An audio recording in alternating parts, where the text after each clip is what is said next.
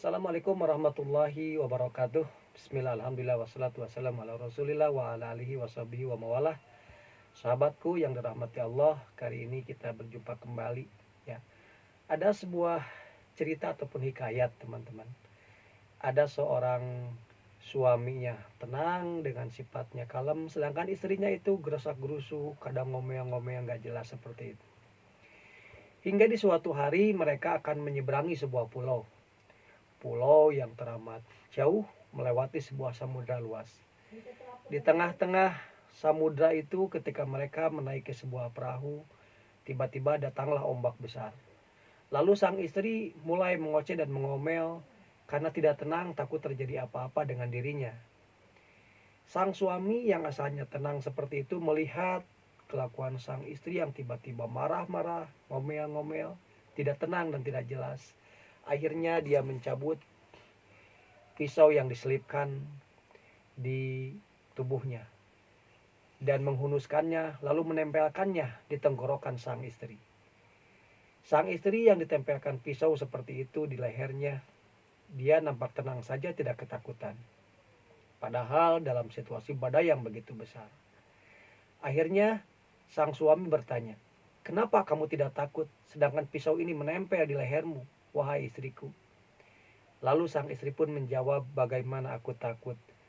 Engkau adalah sosok yang aku pilih menjadi suamiku yang akan aku temani sepanjang hidupnya. Lalu bagaimana kau bisa melukaiku?"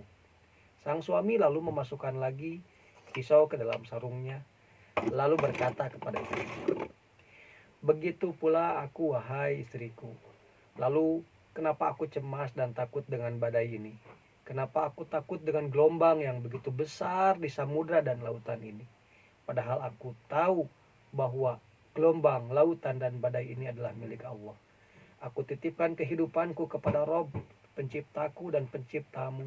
Lalu kenapa aku takut ketika aku diuji dan dicoba dengan hantaman gelombang seperti ini?"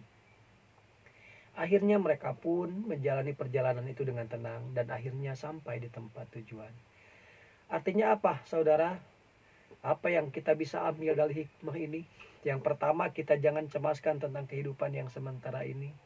Karena kehidupan yang sementara ini Allah lah yang mengaturnya.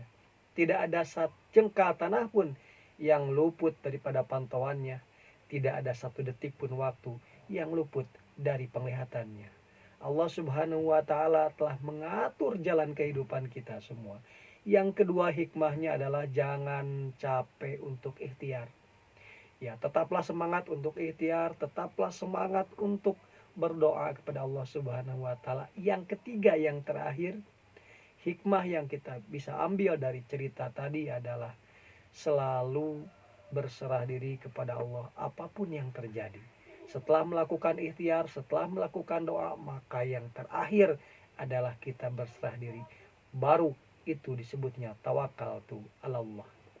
Sahabatku yang dirahmati Allah, semoga perjumpaan kita bertatap wajah via media sosial walaupun tidak berjabat tangan, akan tetapi menjadi sebab diluaskannya rezeki, disehatkannya lahir dan batin kita. Semoga sahabat semua apapun hajatnya yang belum terkabul, Allah kabulkan dengan segera.